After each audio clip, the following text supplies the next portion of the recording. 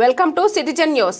బడ్జెట్లో తెలంగాణ రాష్ట్రానికి కేంద్ర ప్రభుత్వం తీవ్రమైన అన్యాయం చేసిందని తాండూరు నియోజకవర్గ కాంగ్రెస్ పార్టీ యువ నాయకులు అన్నారు.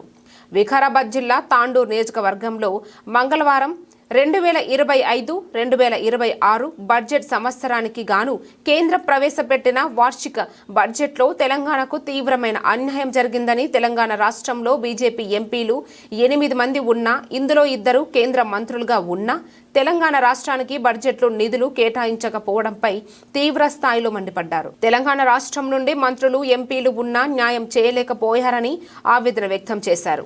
ఈ కార్యాలయంలో తాండూరు యూత్ కాంగ్రెస్ నియోజకవర్గ అధ్యక్షులు Anil, Vikarabad district general secretary Anil, Tandur mandal అధ్యక్షులు సుధాకర్, పెద్దమూల్ యూత్ కాంగ్రెస్ మండల అధ్యక్షులు మహేష్, బషీరాబాద్ యూత్ కాంగ్రెస్ నాయకులు అల్తాఫ్, ఎన్ఎస్యుఐ ప్రెసిడెంట్ ప్రేమ్, రవి, రఫీక్, రామకృష్ణ, ప్రవీణ్, చరణ్, హరీష్ గౌడ్, సునీల్, సుధీర్, ప్రశాంత్ తదితరులు పాల్గొన్నారు.